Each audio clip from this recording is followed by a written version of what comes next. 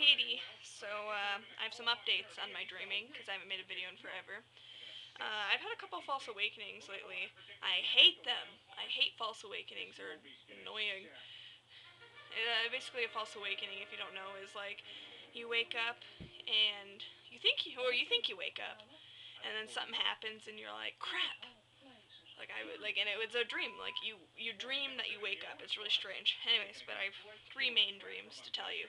First dream, uh, I'm reading it out of my diary, my dream diary. It wasn't all that great, but basically the whole gist of my story. Hold on a minute.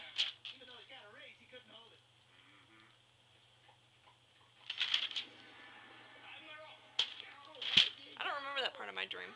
Anyways, but I don't know. I had a dream that my stepdad and I had gotten in a fight or something, and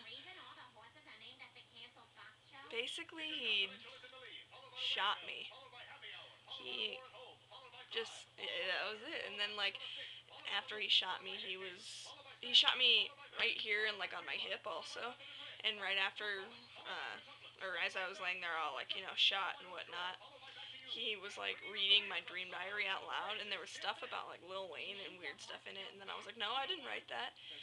And then so I tried to wrestle him for it, even though I was shot. And then my mom came home and she took his side, which made me kind of mad. But not all that unbelievable. Second dream I had this weird dream that I met this girl. I don't remember the whole dream. I have it all written here, but I'm not gonna read it.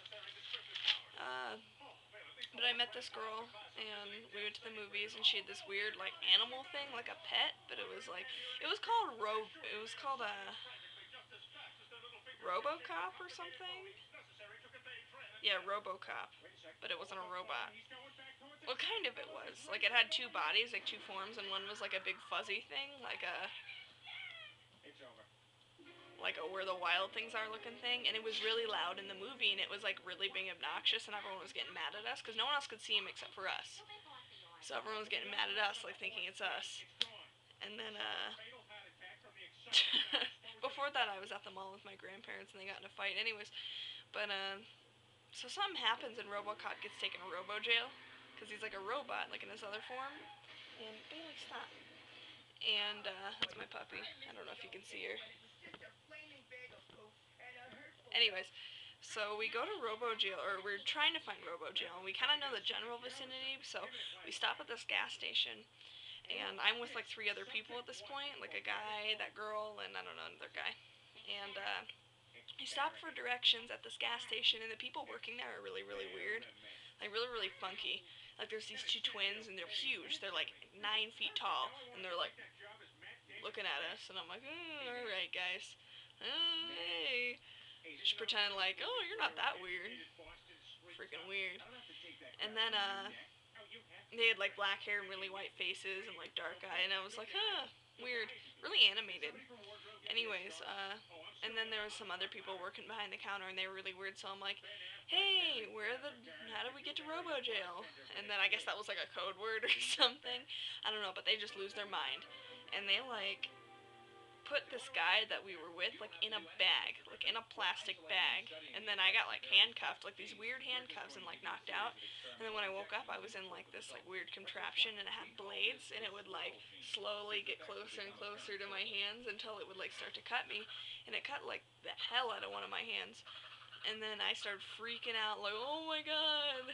And then somehow I got out, right? And then the guy who was doing it to me, I was like, oh, you get in the chair, you get in the machine. So I did, but I was trying to push the buttons to make the blade work, and it wouldn't work. So it was swinging all weird, and it was hitting him in the stomach and whatnot, which normally would be alright, yeah, you deserve it. But I was like, ooh, I'm so sorry. Oh, whoops, I'm trying to just make it cut your fingers off. And he ended up getting out, so I'm running, and then I find a wrench. As I'm running, I'm finding stuff, and I'm hitting him with it, and throwing chairs behind me so he doesn't get me. Just running and running and running. And then finally I get outside, and I see this car, and it's a mini car too. It's little, looks like a go-kart. And I'm like, let me in, let me in. And I told him the story, and he's like, nah, I don't believe you. I'm like, no, seriously. And then he sees the guy running out, and he's like, oh, I believe you, get in the car. I'm like, oh, it's too late now, the guy's here. So the guy ends up killing the driver of the car, and I'm freaking out, and I find like this plastic bat, like an orange one, like for like kids baseball, and I start like beating him, and then he gives one, and we're like just beating each other, and I'm like, this isn't going anywhere. So I started to run, and I don't know, something happened, and he was like dying, because I'd beaten the hell out of him. And hold on, one more time. Anyways, and then like as I'm running up this hill, because it's kind of like an abandoned street, and then there's like a hill going up to it.